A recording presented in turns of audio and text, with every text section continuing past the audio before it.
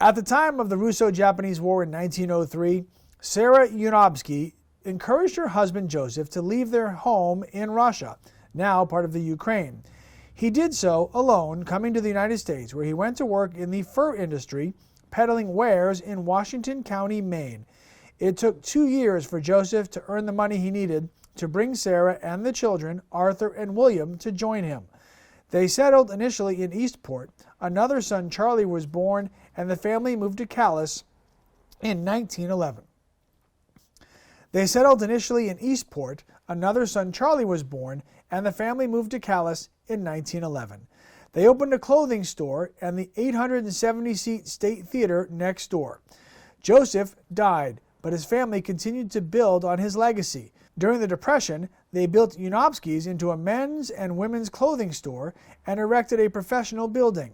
Son William became a practicing surgeon in New York City and head of surgery at the Joint Disease Hospital. Back in Calais, Sarah built an 88-seat synagogue, Chaim Yosef, in her husband's honor. After Sarah's death, sons Arthur and Charles ran the store and the theater, invested in additional businesses, helped fund hospitals, schools, an airport, and the Calais Blue Sox baseball team. In 1951, Arthur met with President Truman to encourage the Passamaquoddy Tidal Power Development Project. Senator Margaret Chase Smith remembered him as, quote, very direct, very honest, and very civic-minded, end quote. The family has continued to grow, spreading geographically, but still tending to its American roots in Calais. My name's Arthur Unobskey, and I'm here with my cousin Cynthia. Cynthia is the daughter of Martha. I'm the son of Sydney, who were the grandchildren of Sarah, who came over here. And as Rabbi Isaacs so eloquently discussed, our story is familiar to a lot of you. It was an opportunity that Maine presented that drew us in, and then living here made us fall in love with the region in a way that has continued to draw us back over the summer, even as we've spread out throughout the country. I'd like to first focus on the pathway.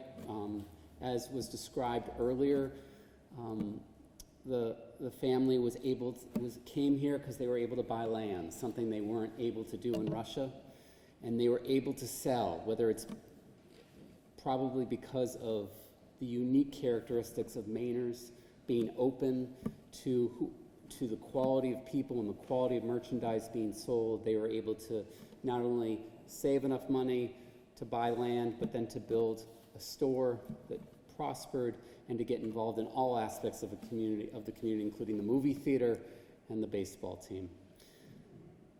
Ultimately, though, that I'd like to emphasize is the challenge of Maine and how that drew them deeper into its bosom. It's spread out, including the Jewish community, and particularly in rural northern Maine. And for Jews that have been in Tsarist Russia, where I don't know how much you have had a chance to study Tsarist Russia, but the anti-Semitism there was incredibly intense.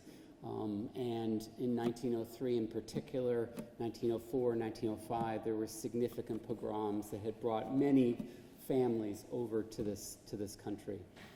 They weren't able to own land, they weren't able to release their potential, and they embraced the challenge. We had an 88-seat synagogue in the town where we lived in Calais, and 88 seats. It was hard to get 10 people together. Cynthia described to me just a little earlier how the family would check the lists of people going into hotels at night to see if there was any possible recruits for that evening service.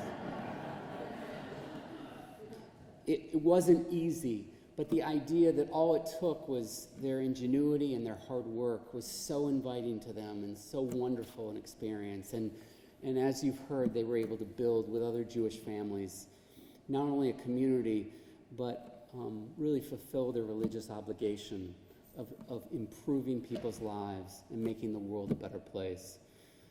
So thank you to the Maine Jewish Hall of Fame, the Maine Jewish Museum, and all of the people that have put this together. I know it makes my family so proud to be a part of this community and something that we think about all the time. And I'm privileged to be here to accept this honor. Thank you so much.